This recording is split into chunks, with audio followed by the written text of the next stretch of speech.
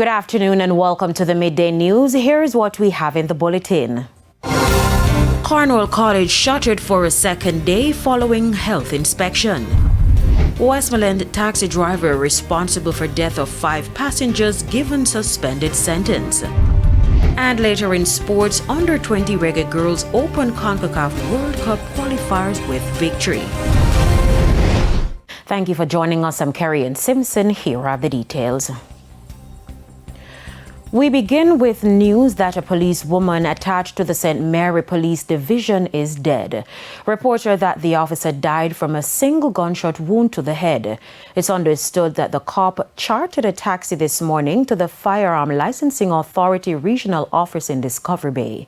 She reportedly collected her weapon and was returning home when the incident happened.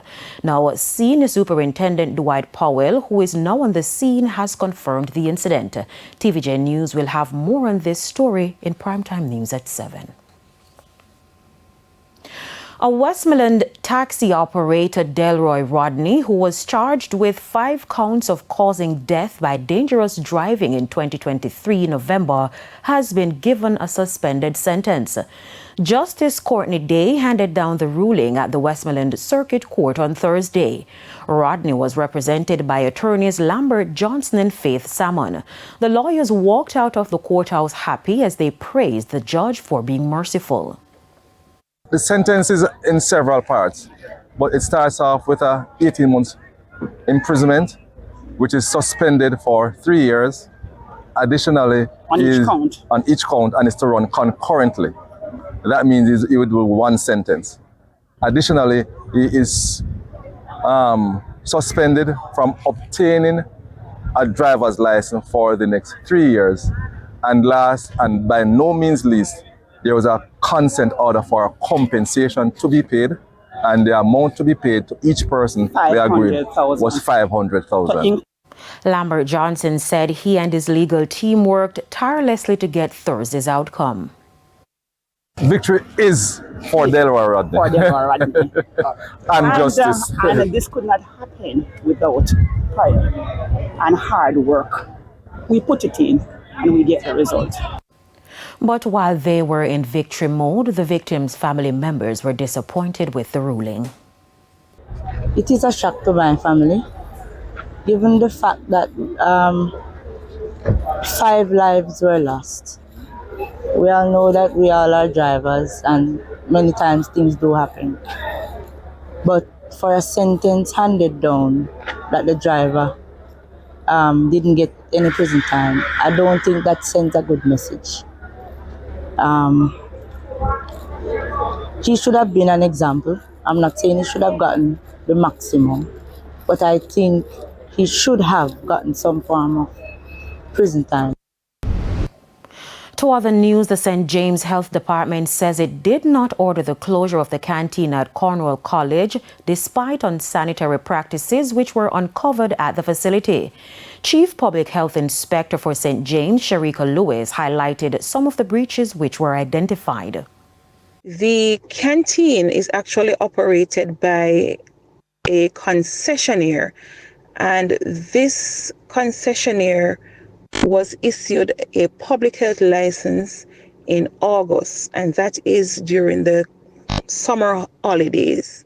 So it is very appalling and concerning for the public health team to have gone into the establishment to do an inspection this week and found that some of the amenities that they were certified with is no longer existing.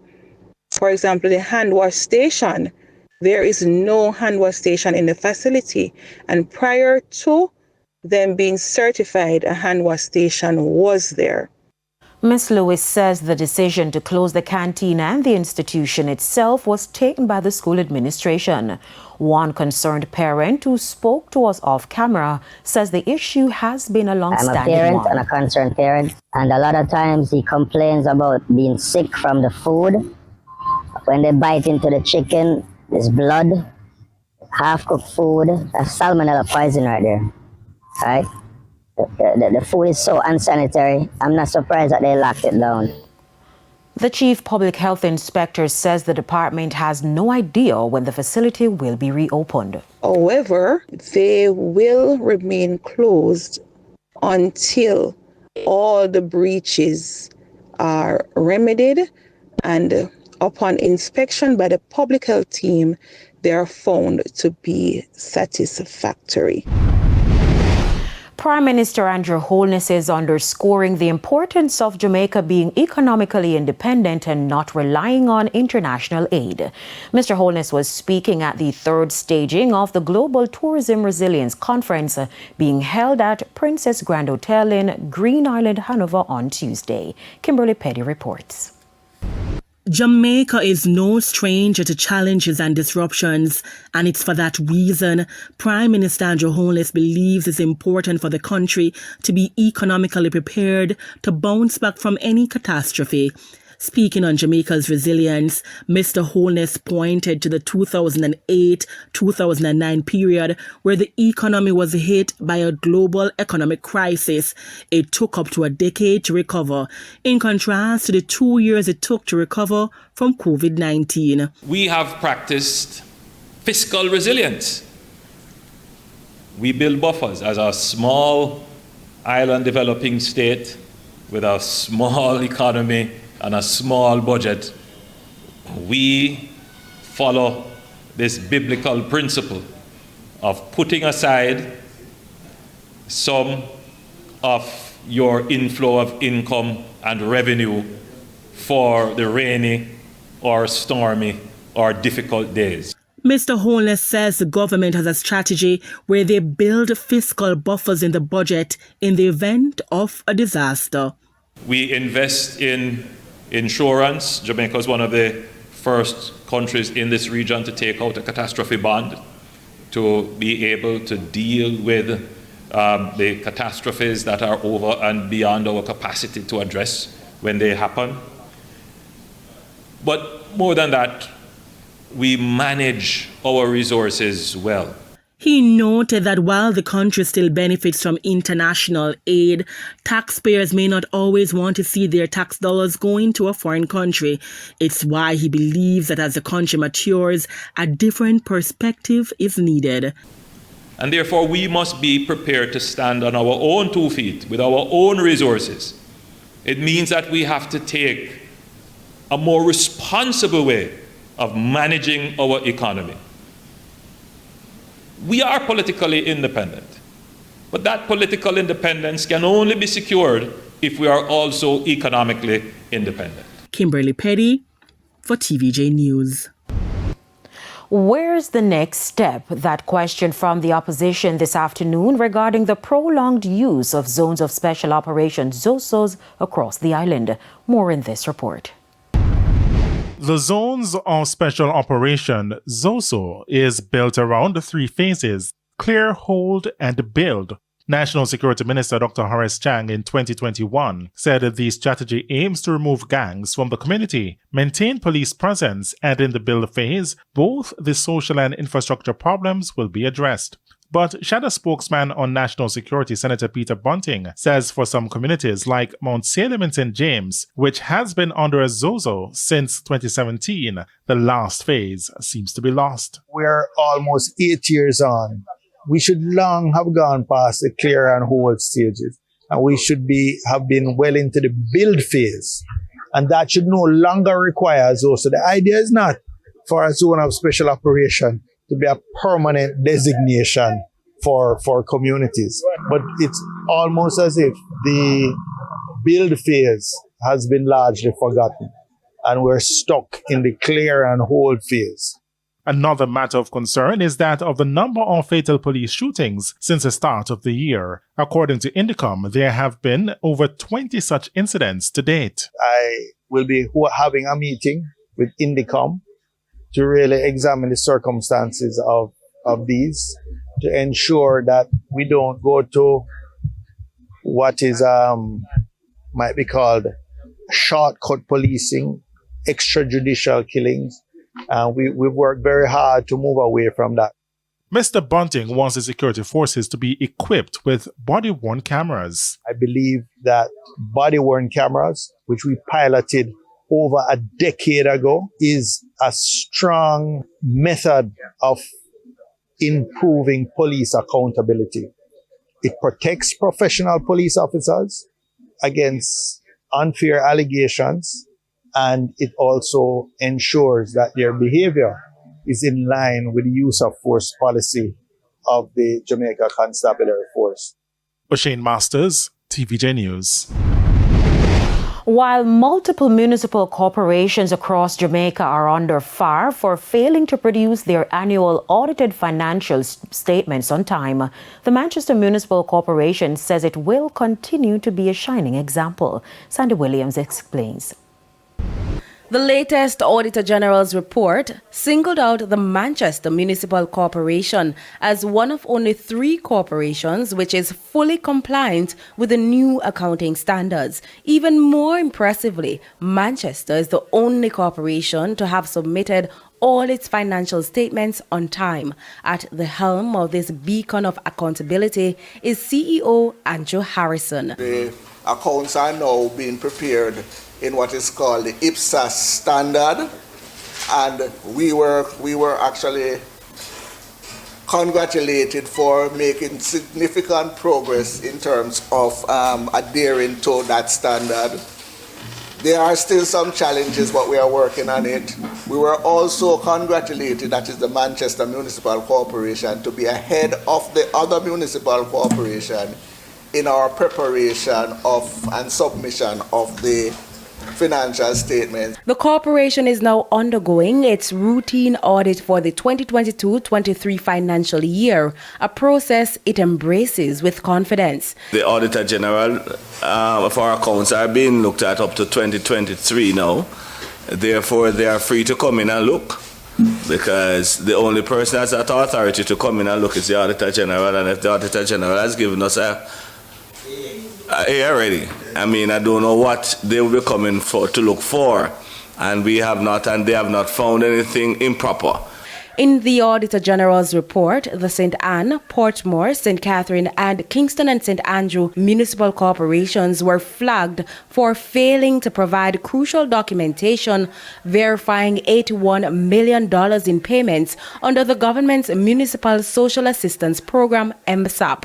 The report further revealed that from 2017-2018 to 2023-24, these corporations repeatedly failed to submit required reports for the $1.53 billion allocated to the MSAP.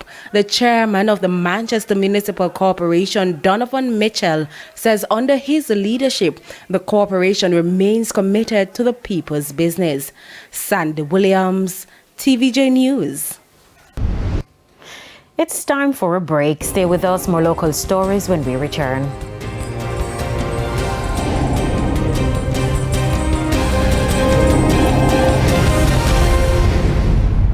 Welcome back to the Midday News. Chairman of CARICOM and Prime Minister of Barbados, Mia Mottley, has called for a change in the educational structure within the region. Her call comes days after the World Bank criticized the performance of the region's education sector.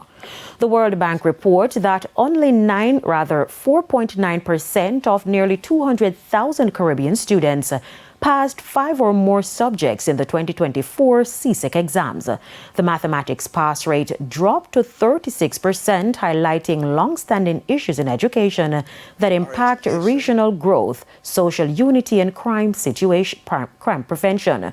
The CARICOM chairperson responded with this statement. Shambles in the region, and the quicker we come together and coordinate the reform that is necessary for it, the better we will be, because we cannot build out this region with the old educational systems of the colonial system that are hierarchical in nature and ignore the reality.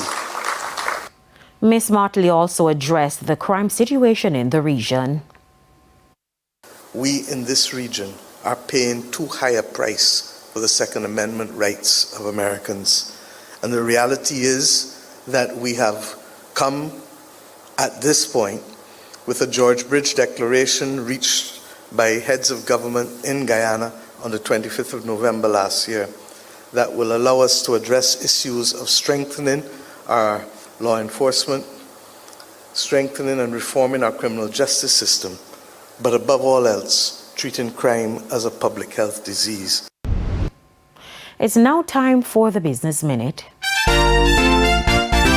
The country's construction industry contracted by 2.1%, reflecting an estimated downturn in both the building construction and other construction components of the industry.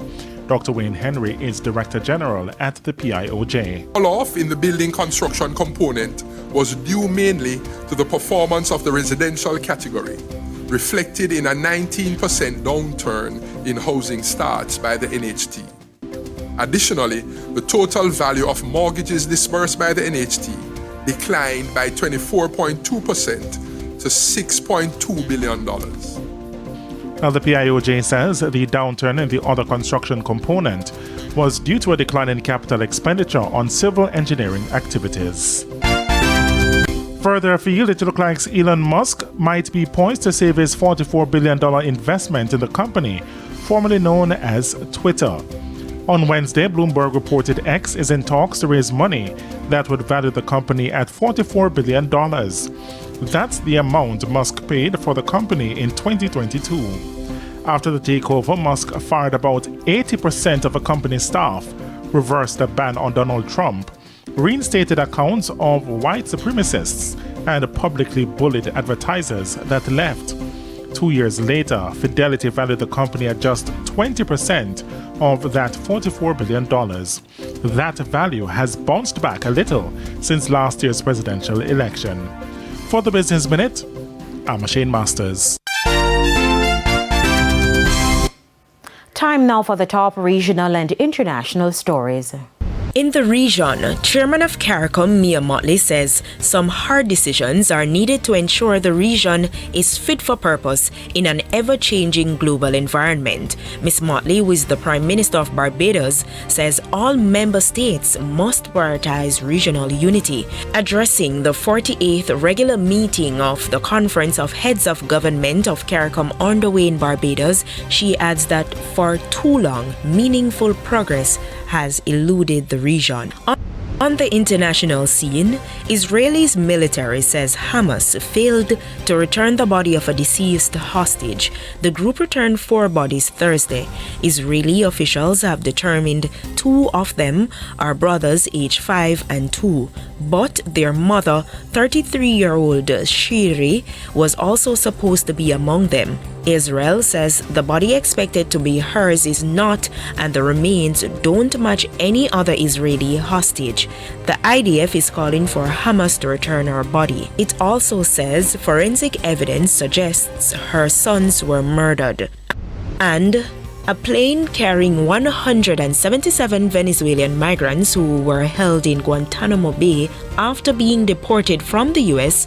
arrived in Venezuela on Thursday. According to U.S. Immigration and Custom Enforcement, the migrants were initially flown to Honduras for transfer to Venezuela. Hundreds of migrants were sent to Guantanamo Bay as part of Trump's sweeping crackdown on migration, but they have since been flown elsewhere after questions were raised over the legality of such an initiative. The Cuba base is notorious for holding prisoners of the US-led war on terror.